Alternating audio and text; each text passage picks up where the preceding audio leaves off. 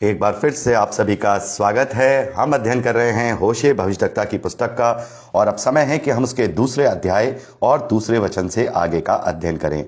मेरे प्यारे भाई बहनों, यहां पर जब हम दूसरे वचन को पढ़ते हैं, दूसरे अध्याय के, यहां लिखा है, अपनी माता से विवाद करो विवाद, क्योंकि वह मेरी स्त्री नहीं है और ना मैं उसका पति हूं। वह अपने मुंह पर से छिनारेपन अर्थात वैश्यवृत्ति को और अपनी छातियों के बीच यानी हृदय के बीच में से वह विचारियों को अलग करे। मेरे प्यारे भाई बहनों, यहां पर देखिए एक बहुत ही एक विस्तृत पारिवारिक घटना को यहां पे लिखा गया है कि जब होशे भविष्यद्वक्ता ने अपनी पत्नी को त्याग दिया, उसके व्यभिचार के कारण, उसके वैश्यावृत्ति के कारण, उसके व्यभिचारियों के साथ रहने के कारण, जब होशे भविष्यद्वक्ता ने गोमेर को त्याग दिया, तो नेचुरल है, बच्चे जो हैं क्या करते हैं कि भाई तुमने क्यों छोड़ दिया हमारी माँ को। आप समझ सकते हैं ना इस बात को। देखिए एक पारिवारिक पृष्ठभूमि से आप देखिए, बच्चों के लिए तो माँ है ना वो, तो वो कह रहे कि भाई वाद विवाद। तो अब यहां पर होशे कह रहे हैं कि अपनी माता से ही वाद विवाद करो कि अब वो मेरी बीवी नहीं है, ना ही अब मैं उसका पति हूं।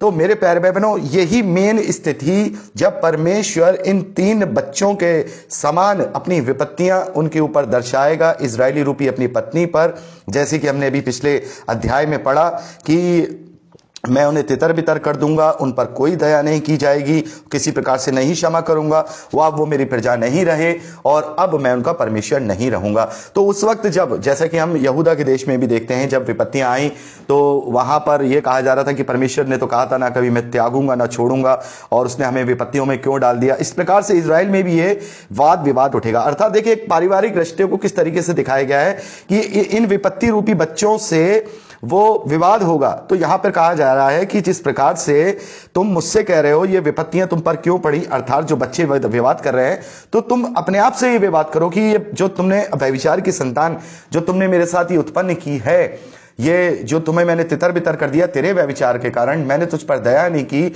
मैं तुझे क्षमा नहीं कर रहा हूं इजरायली जाति, तेरे व्यभिचार के कारण तू अब मेरी प्रजा नहीं, तू अब मैं तेरा परमेश्वर नहीं, तेरे व्यभिचार के कारण, तो तुम अपने आप से वाद विवाद करो, ये तुम्हारी कमी है। मतलब देखिए कितनी बड़ी बात यहां पर अगर हम गहराई से अध्ययन करते हैं तो यहां पर परमेश्वर ने पहले ही कह दी है कि जब तुम इस बात के लिए व्याकुल होगे तो तुमसे कहा जाएगा कि तुम मुझसे विवाद मत करो, तुम अपने आप से विवाद करो, क्योंकि तुम वो पत्नी हो जिसे मैं छोड़ चुका हूं, अब मैं तुम्हारा पति नहीं हूं। क्यों?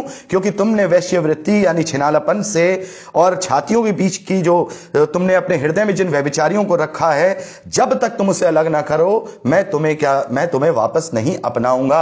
और अगर ऐसा ही करते रहोगे तो सुनो, ये तो बहुत छोटी बात है कि मैंने तुम्हें छोड़ दिया है, मैं, तीसरे वचन में लिखा है, नहीं तो मैं उसके वस्त्र उतार कर उसको जन्म के दिन के समान नंगी कर दूंगा और उसको मरुस्थल के समान मरुभूमि सरीखी बनाऊंगा और उससे प्यास से मार डालूंगा। उसके बच्चों पर भी कुछ दया ना करूंगा, क्योंकि वह कुकर्म के लड़के हैं, उनकी माता ने छिनाला अर्थात वैश्यावृत्ति किया है, जिसके गर्भ में वे पड़े उसने लज्जा के योग्य काम किया है। उसने कहा मेरे यार जो रोटी पानी ऊन सून तेल और माग देते हैं मैं उनके पीछे चलूंगी, इसलिए देखो मैं उसके मार्ग को कांटों से घेरूंगा और ऐसा बड़ा बाड़ा खड़ा करूंगा कि वह रह ना पा सकेगी, और वह अपने यारों के पीछे चलने से भी उनके समीप ना जा पाएगी और उन्हें ढूंढने से भी ना पाएगी। तब वह कहेगी कि मैं अपने पहले पति के पास लौट आऊंगी, क्योंकि मेरी पहली दशा इस समय की दशा से अच्छी थी। और वह नहीं जानती थी कि अन्य नया दाख मधु और जो तेल मैं उसे देता था और उसके लिए वह चांदी सोना जो वह बाल देता के काम में लेकर आते हैं मैं बढ़ाता था, इस कारण अन्य ऋतु, आप पूरा पढ़ लीजिएगा, मैं ये सारी बातों से छीन लूंगा। तो यहां परमेश्वर कह रहा है कि जो मैंने तुझे दिया वो तेरे लिए तृप्ति थी, मैं तुझे ऐसे देश में ले गया जहां दूध मधु की धाराएं बहती थी, जो बेसिक चीजें थी वो मैंने तुझे दी, लेकिन तू भैववता में फंस गई। मेरे प्यारे भाई बहनों, आज हम मसीह विश्वासी भी ऐसे ही हो गए हैं। आज हम भले ही परमेश्वर की पत्नी का संबंध नहीं है या हम प्रभु यीशु मसीह की पत्नी होने का उपमा नहीं पाते, लेकिन होने वाली दुल्हन की उपमा जरूर पाते हैं। और जैसा कि हमने श्रेष्ठ गीत का अध्ययन करते समय यह बात कही कि अगर होने वाली दुल्हन में कोई त्रुटि है तो होने वाला दूल्हा उसे कभी एक्सेप्ट नहीं करेगा। तो यहां पर यही बात की जा रही है कि मैं तुझे सब कुछ दे रहा हूं।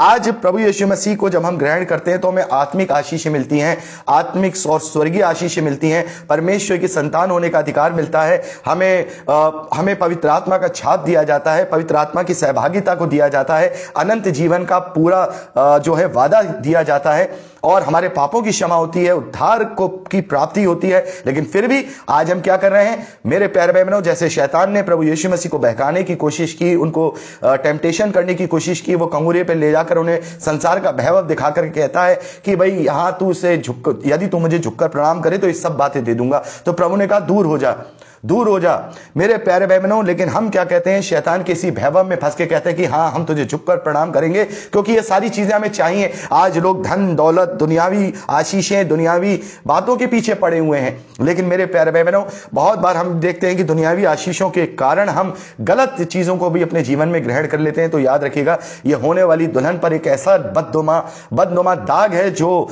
हमारा प्रभु उसे कभी एक्सेप्ट नहीं करेगा। मेरे प्यारे भाई बहनों, यहां पर हम देखते हैं कि उन्होंने वैभवता के कारण, क्या परमेश्वर ये तो कह रहा है कि जो मैं तुझे देता था, 8वें वचन में, क्या तू ये नहीं जानती थी कि अन्य नया दाखमधु और तेल मैं तुझे देता था, लेकिन तू सोने चांदी के लिए बाल के देवताओं के पीछे चली गई, यानी कि अपने आप को बढ़ाने के लिए। हुआ क्या, वो लोग सेटिस्फाइड नहीं थे। वो लोग उस वक्त इजरायली दूसरों के साथ संबंध बना करके अपने आप को और धनवान बनाना चाहते थे। लेकिन यही बात उनके लिए क्या हुआ, उनके विनाश का कारण, उनके पतन का कारण बनी कि जिन लोगों के साथ वो खाते थे, उठते थे, बैठते थे, वही लोग हम देखते हैं ना।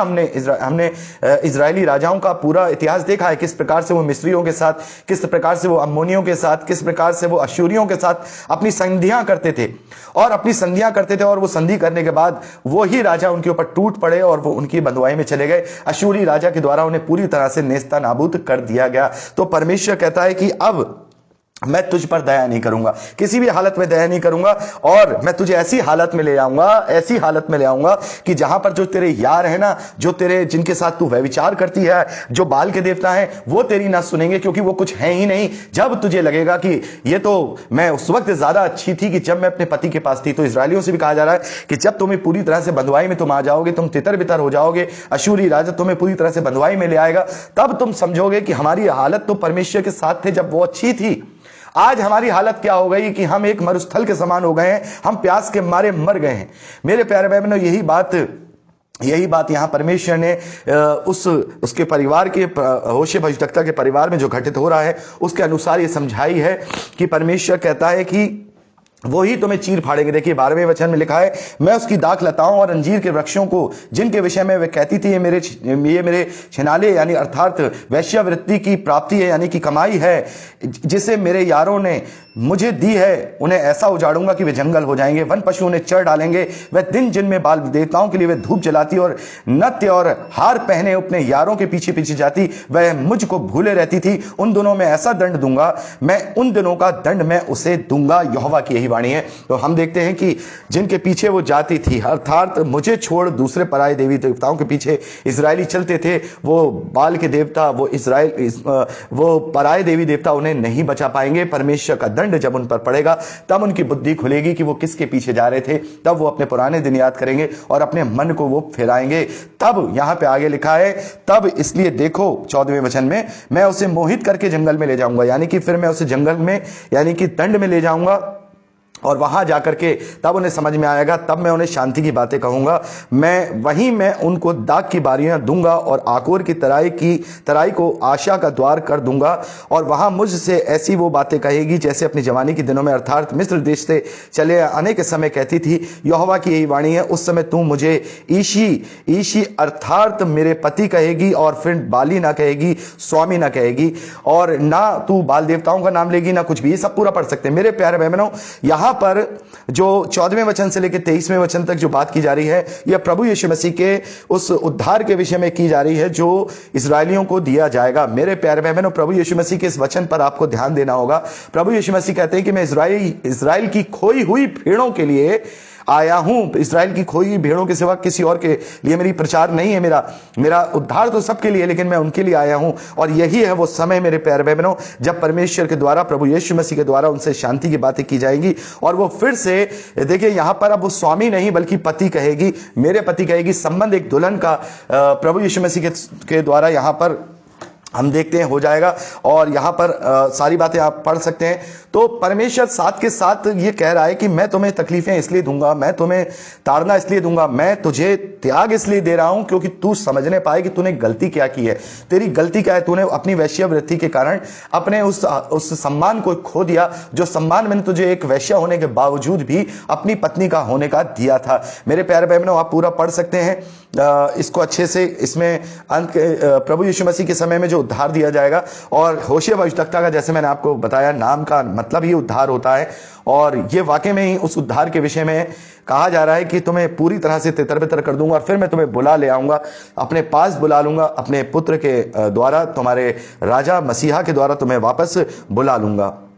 मेरे प्यारे भाई बहनों, यहां पर लिखा है 18वें वचन से, उस समय में मैं उनके लिए वन पशुओं और आकाशीय पक्षियों और भूमियों पर रेंगने वाले जंतुओं के साथ वाचा बांधूंगा और धनुष और तलवार तोड़कर युद्ध को उनके देश से दूर कर दूंगा। और ऐसा करूंगा कि वह लोग निडर सोया करेंगे। मैं सदा के लिए तुझे अपनी स्त्री करने की प्रतिज्ञा करूंगा। यह प्रतिज्ञा धर्म और न्याय और करुणा और दया के साथ करूंगा। यह सच्चाई के साथ की जाएगी और तू यहोवा को जान लेगी। यहोवा की यह वाणी है, उस समय मैं आकाश की सुनकर तुझे उत्तर दूंगा और वह पृथ्वी की सुनकर तुझे उत्तर देगा।